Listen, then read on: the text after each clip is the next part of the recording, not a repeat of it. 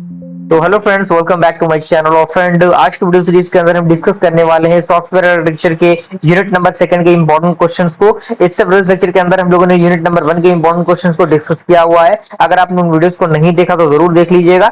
Videos का जो playlist है, प्लेलिस्ट का लिंक आपको नीचे डिस्क्रिप्शन बॉक्स में मैं दे दूंगा, आप वहां से उसको एक्सेस कर सकते हैं। साथ ही साथ अगर आपको सॉफ्टवेयर आर्किटेक्चर का कंप्लीट नोट्स विद पीवाई की सॉल्यूशन के साथ एक्सेस करना है तो उसके लिए टेलीग्राम ग्रुप का लिंक आपको नीचे डिस्क्रिप्शन बॉक्स में मिल जाएगा। आप वहां से टेलीग्राम ग्रुप में डायरेक्टली मुझसे जुड़ के डायरेक्टली मैसेज करके नोट्स का प्रोसीजर पता करके नोट्स को एक्सेस कर सकते हैं। ओके, तो आइए स्टार्ट करते हैं। तो जो भी चीजें बताई जा रही हैं, जो भी क्वेश्चंस बताए जा रहे हैं, बहुत इंपॉर्टेंट, बहुत जरूरी है आपके लिए। और कम से कम इनको अगर आप तैयार कर लेते हैं तो आप एग्जामिनेशन में बेहतर स्कोर कर सकते हैं। ओके, तो आइए स्टार्ट करते हैं। यूनिट नंबर सेकंड का कौन सा टॉपिक है? सबसे पहला टॉपिक यूनिट नंबर सेकंड के अंदर मैंने रखा है, वो है आपका सॉफ्टवेयर आर्किटेक्चर मॉडल, जिसमें आपका सॉफ्टवेयर आर्किटेक्चर के जितने भी मॉडल्स होते हैं, जितने भी फंडामेंटल्स होते हैं, जैसे डायनेमिक मॉडल हो गया, फ्रेमवर्क मॉडल हो गया, प्रोसेस मॉडल हो गया, और भी जो मॉडल्स होते हैं, उन सारे मॉडल्स का बेसिक अंडरस्टैंडिंग आपको होना चाहिए। यानी छोटे छोटे पॉइंट्स देके अगर आप लिख लेंगे तो आपके लिए फायदेमंद रहेगा। छोटा बहुत पॉइंट अगर आपको पता रहेगा तो आप उस पॉइंट से एक कह सकते हैं कि पैराग्राफ बना सकते हैं, है कि नहीं? तो हर एक पॉइंट ऑफ व्यू से आपको तैयारी करने की जरूरत है, सारे मॉडल्स को आपको लिखना है। सेकंड, आपका जो मोस्ट इंपॉर्टेंट टॉपिक आता है वो आता है आपका डाटस, जिसका फुल फॉर्म होता है domain architecture for reuse in training system. ये भी काफी पॉपुलर और काफी इंपॉर्टेंट टॉपिक है, तो इसको भी आपको मिस नहीं करना है। इसके अंदर फिगर है, फिगर का अच्छी तरीके से रिप्रेजेंटेशन होना चाहिए।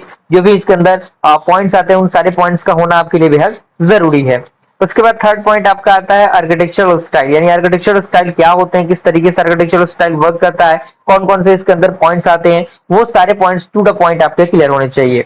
उसके बाद आपका जो फोर्थ टॉपिक आता है वो आता है आपका डेटा फ्लो आर्किटेक्चर। ये भी काफी इंपॉर्टेंट और काफी पॉपुलर टॉपिक है, इसको भी मिस नहीं करना है।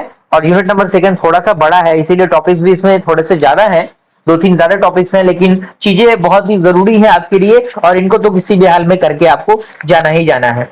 उसके बाद आपको देख लेना है पाइप्स क्या होते हैं, फिल्टर्स क्या होते हैं, पाइप्स के एडवांटेजेस, डिसएडवांटेजेस, यूजेस, सारे पॉइंट्स आपको इसके अंदर के लिखने हैं। ओके, उसके बाद आपका आता है server data centre architecture. Data centre architecture क्या होता है, किस तरीके से वर्क करता है, इसका फिगर किस तरीके से बनता है, फिगर का प्रैक्टिस करना आपके लिए जरूरी है।